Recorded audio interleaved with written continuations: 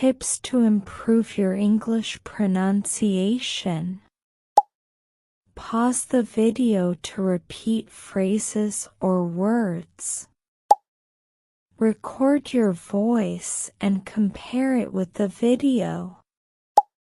Actively listen, identifying familiar words or phrases.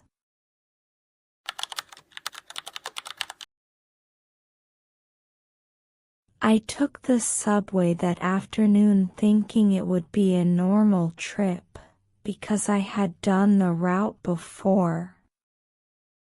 I got on the train, looked at my phone, and missed my stop without noticing, so I jumped off at the next station. When the doors closed, I realized the station name on the wall was not familiar, and my stomach tightened. People around me were speaking only English, fast and confident, and I felt suddenly very far from home.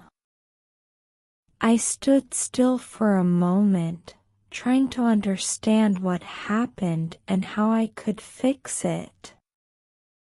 I walked to a big map on the wall and searched for the line I needed, but the labels were all in English. I could read some words, but not enough to feel safe, and the station felt busy and confusing. An announcement came over the speakers, and I caught only a few words like platform and transfer. My heart started to beat faster, because I feared I would choose the wrong direction again. I told myself, stay calm, breathe, and use what you know, because panic would not help me. I watched how people moved, like they were following an invisible rule, and I tried to learn from their actions. Some looked at signs, some checked their phones, and some followed arrows on the floor. I did the same, reading words like exit, tickets, and information, and I repeated them quietly. When I saw an arrow for information, I followed it, hoping I could find someone to ask. Even walking felt hard, because my mind kept saying, "What if you can't explain your problem?" At the counter, a worker smiled and said something in English that I did not fully catch. I nodded too quickly, then realized I needed to speak, not just nod, or I would get lost again. I tried a simple sentence, "Hi, I'm lost." Wrong station, and I pointed at the map behind me. The worker leaned closer and asked a question, and I only understood the word going, which scared me. Still, I stayed there, because leaving without answers would be worse than struggling with English. I looked at the map again and remembered a phrase I had practiced before, "Can you help me?"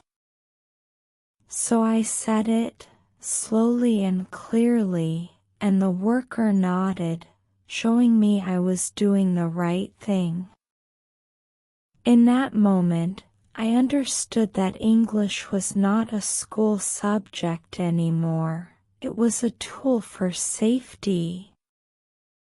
If I could understand the signs and answer simple questions, I could get out of this station the right way.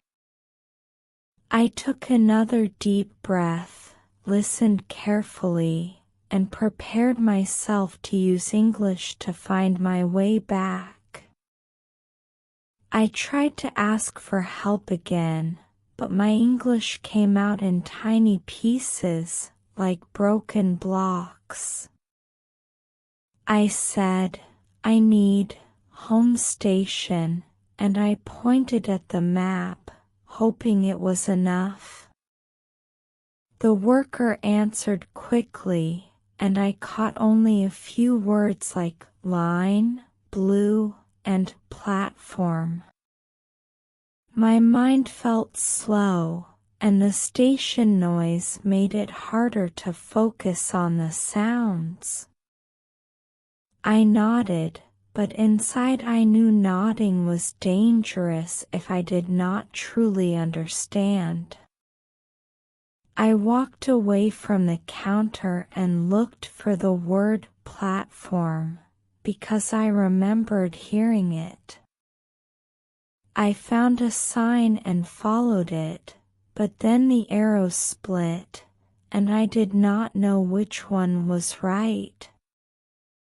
I stopped a passing man and said, "Excuse me, platform blue," and he answered fast in English.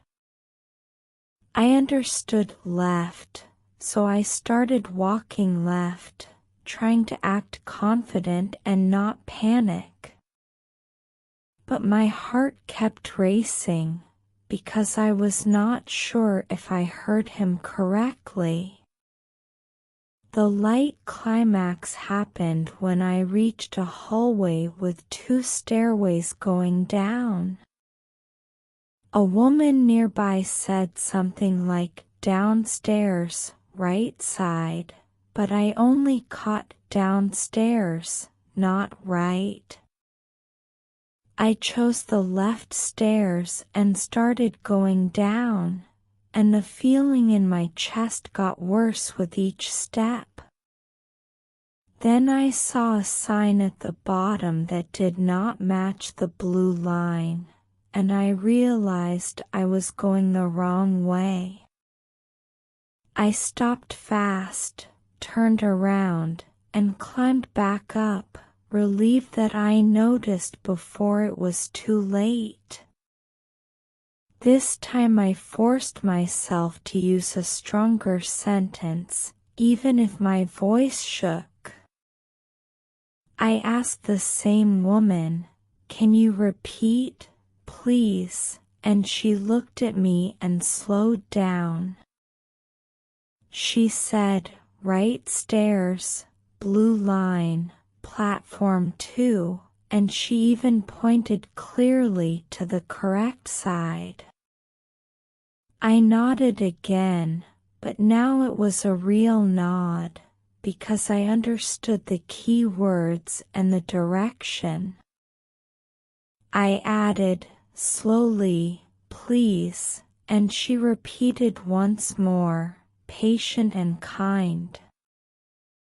As I walked toward the right stairs, I repeated the words in my head like a safety code.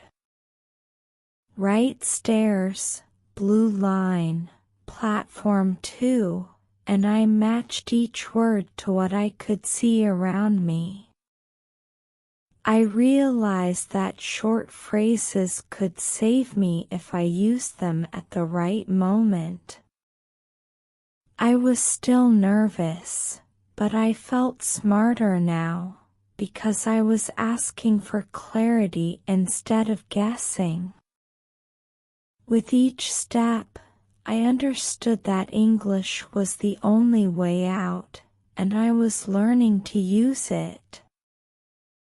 I reached platform 2 and felt a little safer, because the blue signs finally matched the map. People stood in lines, checking phones, talking in English, and moving with confidence I did not have yet. I held my ticket tight and watched the screen for the next train, trying to read every word. Even with the right platform, I still felt nervous, because one mistake could send me farther away. I kept repeating my plan in my head: blue line, transfer, then the station I know. When the train arrived, a staff member stood near the doors and checked people quickly. He looked at me and asked a key question in English: "Where are you going?" For a second, my mind went blank, and I felt the freeze rising in my throat again. I could not remember the full station name in English, and the noise around me made it harder. But I forced myself to breathe and focus on the most important words I did know. I answered slowly, "I'm going to Central Station," using the name I saw on the map. The staff member nodded, then asked, "Do you have a ticket for that line?" My heart jumped, because this question sounded serious, like the next step depended on my answer. I held up my card and said, "Yes, ticket, blue line," and I pointed to the sign.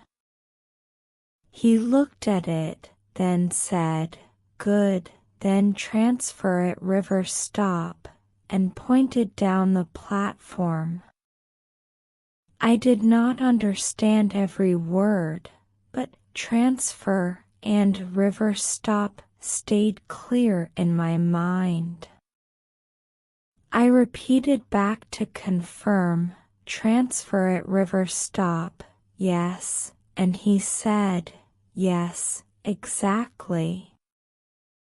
That simple confirmation felt like a small victory, because now I had real direction, not guesses. I stepped onto the train with more confidence, because my English answer opened the next door. I realized speaking correctly was like a key that unlocked help, rules, and the right path. As the train moved, I watched the station names on the screen and listened for announcements. I practiced in my head what I would say if I needed help again. "Where is the transfer?" and "Is this River Stop?"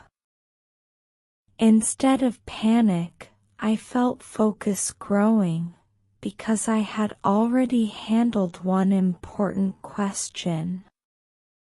My escape route was becoming clear, step by step, with every English word I understood and used. I still felt nervous, but now I knew I could keep going, because English was guiding me out. At River Stop, the doors opened and a rush of people moved like a fast wave around me. I stepped out and looked for the transfer signs, but the hallway split into different directions. A screen flashed warnings in English about delays, and my stomach tightened again. I realized this was the real exit test, because one wrong turn here could ruin everything. I walked to a worker in a bright vest and said, "Hi, I need help, I'm lost." He answered quickly, pointing and speaking in a long sentence I could not follow. I caught only small pieces like "next," "stairs," and "platform," and my mind started to panic. For a second I felt the freeze rising, the same old feeling that makes my words disappear. But I forced myself to use my strategies, because guessing would be dangerous. I said, slowly, please, and then, can you repeat, please, with a steady voice. The worker slowed down, but he still used fast directions with many steps. So I repeated the key words back to him, trying to lock them into my brain. I said, stairs, platform, next train, and he nodded and pointed again. Then I asked the question that helped me the most, so, left or right? He smiled, answered right, and pointed clearly to a right hallway with a big arrow sign. I walked to the right and saw stairs going down, but there were two different stairways. I stopped another worker and asked, this way, while pointing to the nearest stairs. He said, yes, down, then straight, platform 4, and I repeated, platform 4, yes? He confirmed, and I felt my body relax, because the plan finally sounded clear. Step by step, I followed the words, matching them to signs, arrows, and numbers. At the bottom, I found platform 4, and the sign showed my correct line and my home direction. I took a deep breath and felt proud, because I did not run away or stay stuck in fear. I used English like a tool, repeating keywords and confirming until I understood the main instruction. When the train arrived, I stepped in with confidence, knowing I was finally on the right path out. In that moment, I realized escaping was not about speed, it was about calm English and smart questions. When the train finally stopped at Central Station, I felt my whole body relax at once. I stepped onto the platform and saw a big sign that I recognized, and that simple view felt like safety. The noise was still there, but it no longer scared me, because I knew where I was. I followed the signs for exit and information, and my legs stopped shaking as I walked. For the first time that day, I smiled, because I had made it out of the confusion. Near the exit, I saw the same staff member who asked me the key questions earlier. He recognized me and said, "You made it," and I answered, "Yes, thank you," with real confidence. A woman who helped me before was also nearby, and she gave me a friendly nod. I told her, "Thanks for your help," and she smiled like she was proud of me. It felt good to know that trying mattered, even when my English was not perfect. I took a moment to breathe and think about what happened from the wrong station to here. At the start, I was guessing, nodding, and hoping, and that made everything more dangerous. But when I started asking for clarity, everything changed, and the path became step by step. Simple phrases like slowly, please, and can you repeat, please, were like tools in my pocket. And questions like left or right and this way helped me stay safe and correct. Standing there, I realized my English worked like a key that opened the right doors. It opened help from workers, it opened clear directions, and it opened the courage to keep moving. I did not escape with perfect grammar, I escaped with calm words and smart strategies. I felt stronger inside, because I faced fear and still spoke, even when my voice wanted to hide. That strength felt real, like a new muscle I did not know I had before today. As I walked out into the daylight, I made a promise to keep practicing English every day.